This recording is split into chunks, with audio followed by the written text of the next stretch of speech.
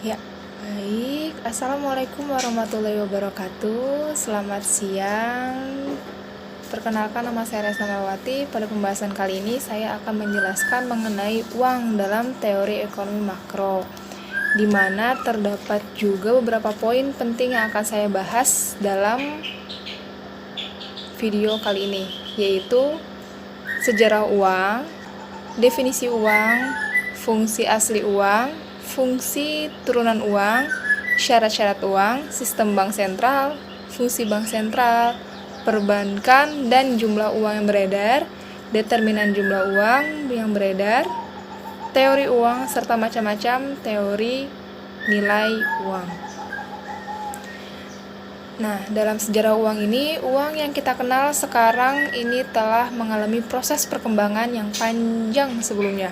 Berawal di mana pada mulanya masyarakat belum mengenal pertukaran karena setiap orang berusaha memenuhi kebutuhannya dengan usaha sendiri, yaitu seperti manusia akan berburu jika ia lapar, membuat baju sendiri dari bahan sederhana, memetik buah untuk dikonsumsi sendiri. Singkatnya, apa yang diperolehnya itulah yang dimanfaatkannya untuk memenuhi kebutuhannya.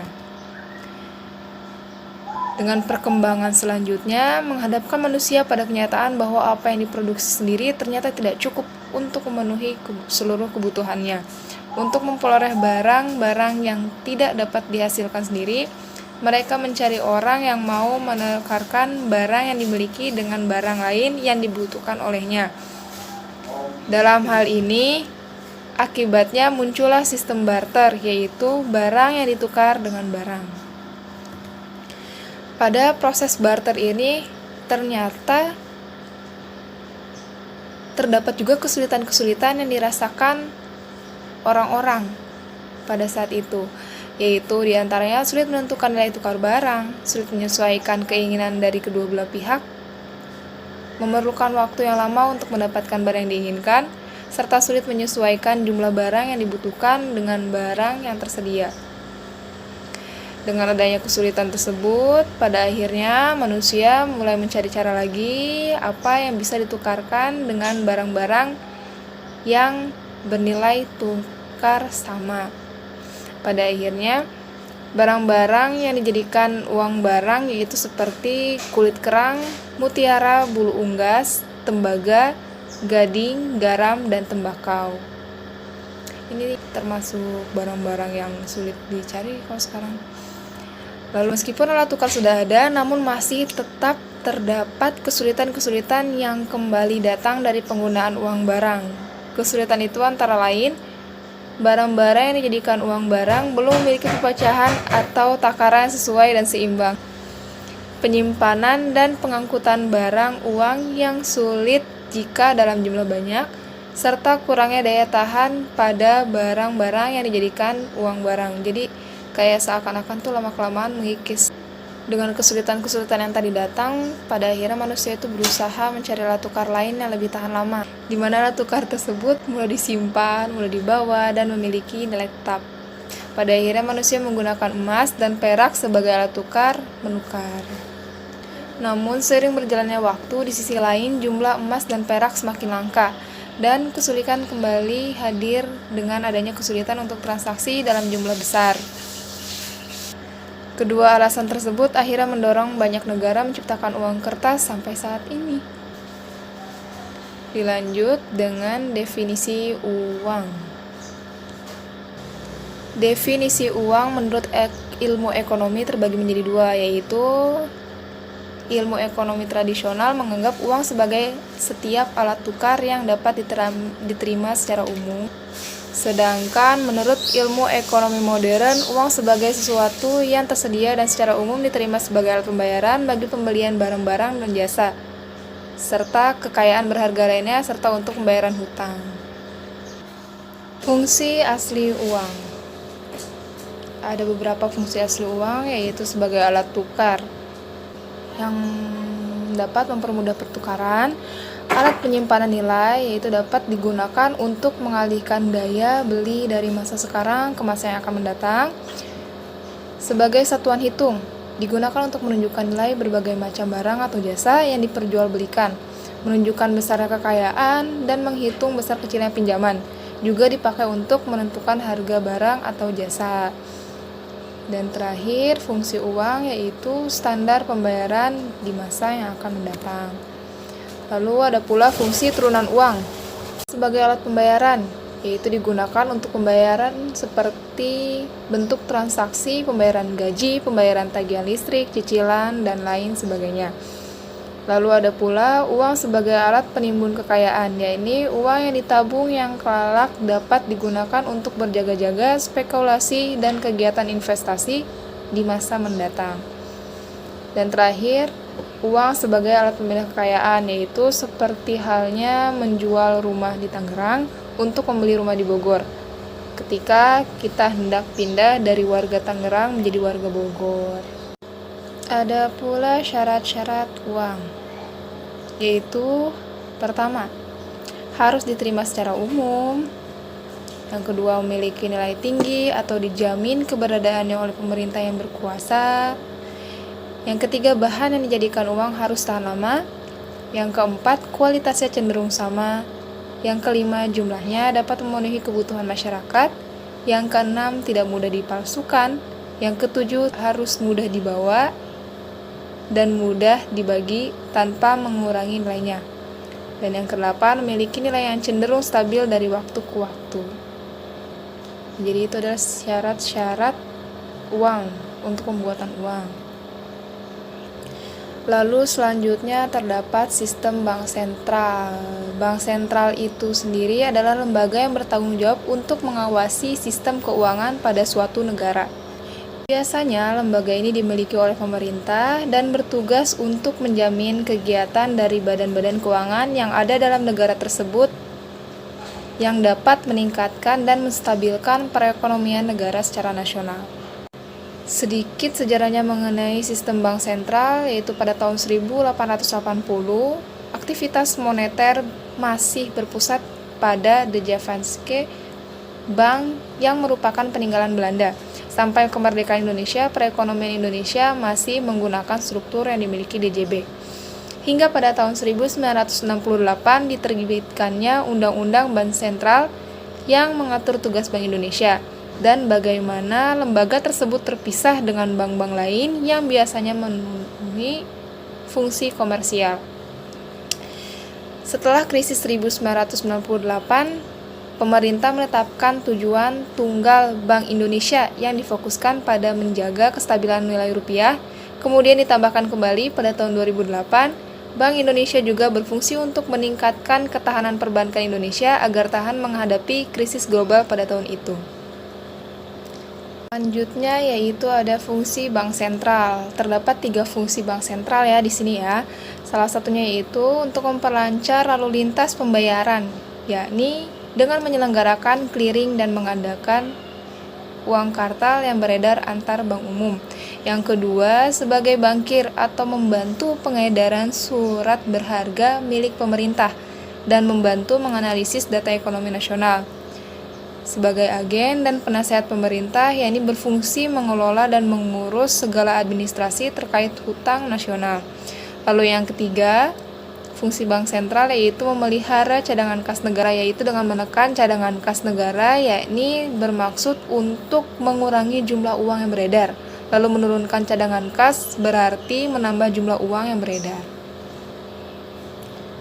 Selanjutnya, perbankan dan jumlah uang yang beredar terbagi menjadi 3 ya, berarti uang yang beredar tuh ada uang kartal, uang giral, uang kuasi.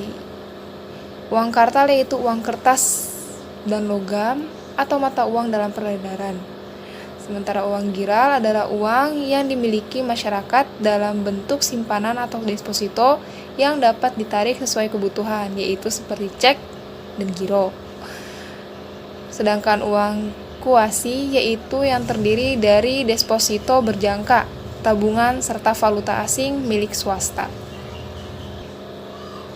Determinan jumlah uang beredar. Terdapat 2 cara di sini ya. Ada mekanisme jumlah uang beredar yaitu terbagi menjadi 3 jalur. Di antaranya yang pertama yaitu jalur bank sentral berfungsi sebagai pencetak uang. Yang kedua, jalur bank umum, yaitu baik secara konvensional atau berdasarkan prinsip syariah yang dalam kegiatannya memberikan jasa dalam lalu lintas pembayaran. Yang ketiga ada jalur bank pengkreditan rakyat, yaitu baik secara konvensional atau berdasarkan prinsip syariah dalam kegiatannya tidak memberikan jasa dalam lalu lintas pembayaran. Selanjutnya istilah uang dalam istilah moneter.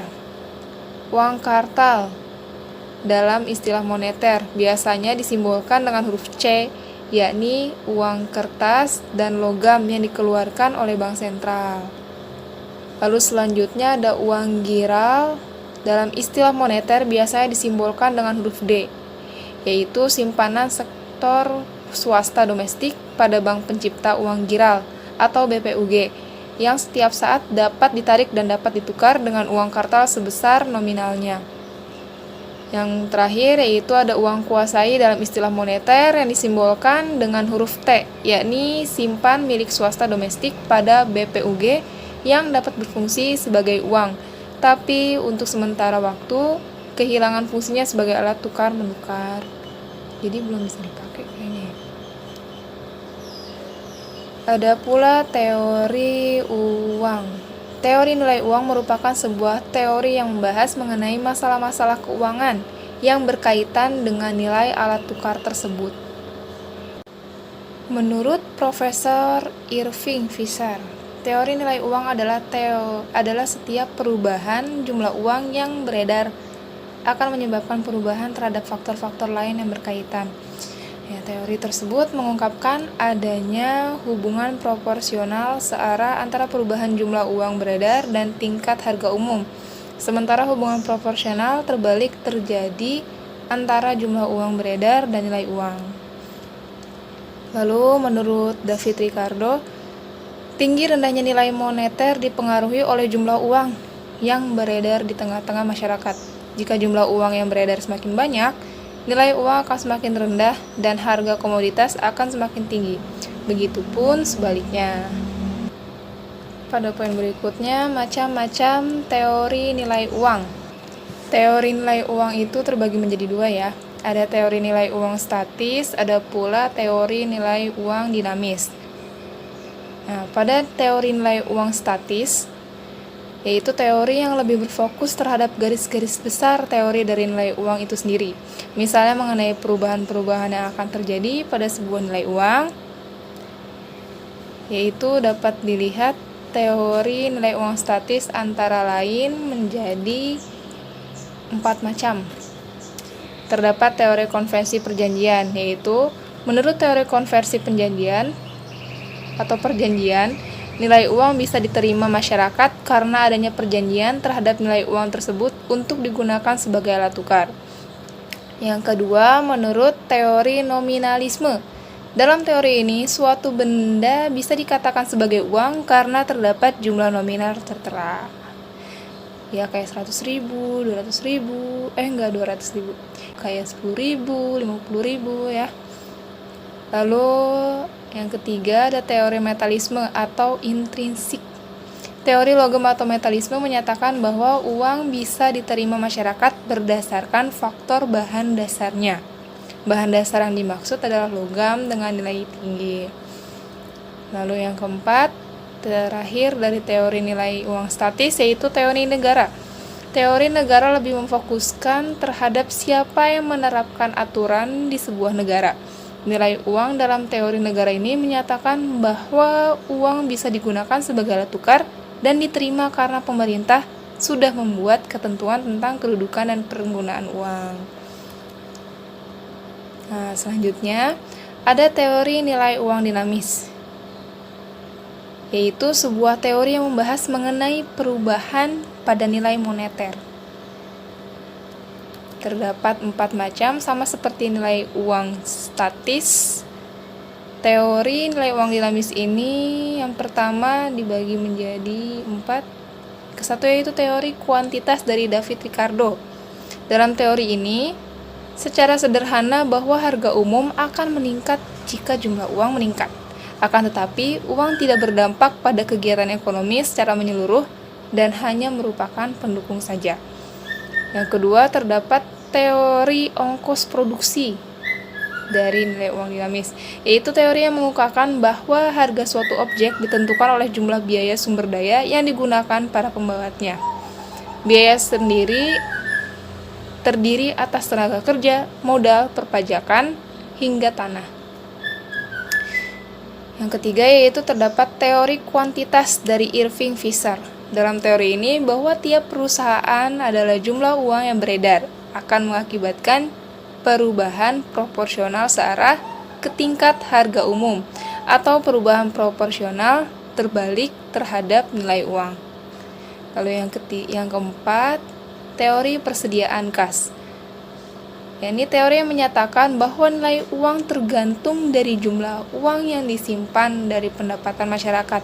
Nilai uang tergantung pada jumlah pendapatan serta harga barang di pasar. Nah, untuk pembahasan kita kali ini sudah habis. Jadi itu sejarah uang serta beberapa poin-poin pentingnya mengenai uang. Jenis-jenis, macam-macam, teori-teori, definisi, serta ada pula bank sentral, sistem bank sentral, syarat-syarat untuk membuat uang. Dan kali ini cukup di sini saja. Saya akhiri, kurang lebihnya mohon maaf. Wabillahi taufik wal hidayah. Wassalamualaikum warahmatullahi wabarakatuh. Terima kasih.